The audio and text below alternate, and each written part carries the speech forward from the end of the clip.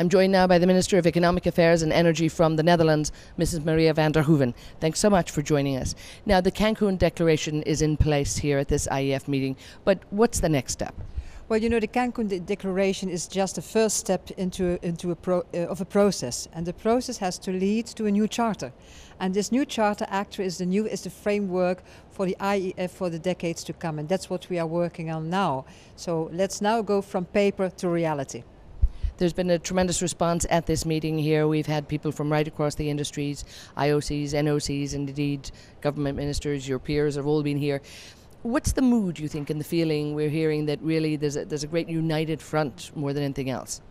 Well, the added value of the IEF is this consumer-producers dialogue, because this is done nowhere else. So this is something that is really IEF. And the other thing that's really IEF is JODI.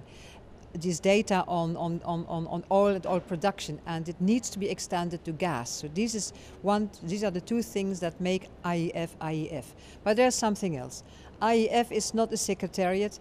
IEF is not an abstract idea. IEF is what we are. We are the persons, we are the ones who are really giving face to IEF. So if somebody tells us IEF has got to be more proactive, actually that somebody is talking to him herself as well. But let's see to it that whatever we are going to do, that we stick to our own core business. And that means that IEA has got its own core business, OPEC has got its own core business, and IEF as well. Now, there's been a lot that's happened in the last 2 years, horrendous recession in the global economy. When you look back on what has happened in the last 2 years and now the steps that had to be taken here, what were the big influences because of the state of the economy in the last while? Well, I think it's very important that whenever something happens like the last few years, for instance, that the oil prices are soaring up sky high, then an answer needs to come. And the answer can be more investment, the answer can be more transparency, the answer can also be that you are going to talk and to do more about renewables. And these things have been done during the last 2 years, and IEF has been very, very instrumental in that. Now, energy poverty is also on the agenda and something that people are very concerned about, and they want to see some sense of stability and sustainability for particularly the developing countries. What can be done on that? What are the real concrete steps that IEF can actually do? Well, I think everybody has to be concerned about energy poverty. It's one of the issues of the future.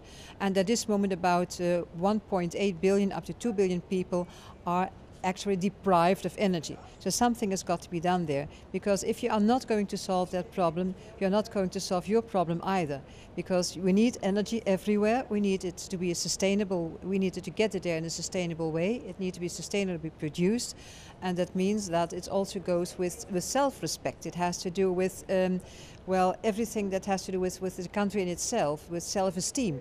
So I think it's very important that all countries together see to it that these countries who are at this moment in this deprived situation, that they are going to be helped. It offers them an opportunity to get out of poverty, and it starts with energy. It really starts with energy to every household anywhere in the world. Yes, it's the core thing that everybody needs before anything can happen, and again contributing to general global development really, in which I think everybody welcomes. Well, the most important thing IEF can do in this respect is bring people together and analyze the facts, the data that are being brought together. See to it that new reports with new propositions are being put on the table, and bring the countries together to do something about it. And well, there's no other forum where energy producing and energy consuming countries are coming together in this dialogue together with the international and national oil companies. So let's start doing this job.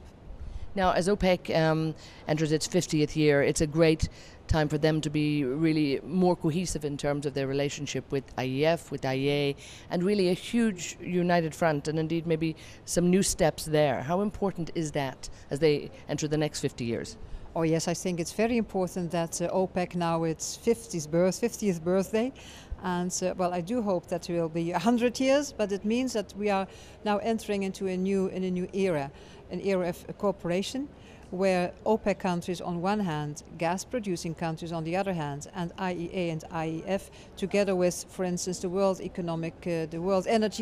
Energy Forum work together. Because if you don't work together, if you only look at the situation of your own country, well, we are facing a global crisis, and energy is a global problem. It has to be found global solutions. So that means that nobody can stay behind, and nobody can say it's not my business.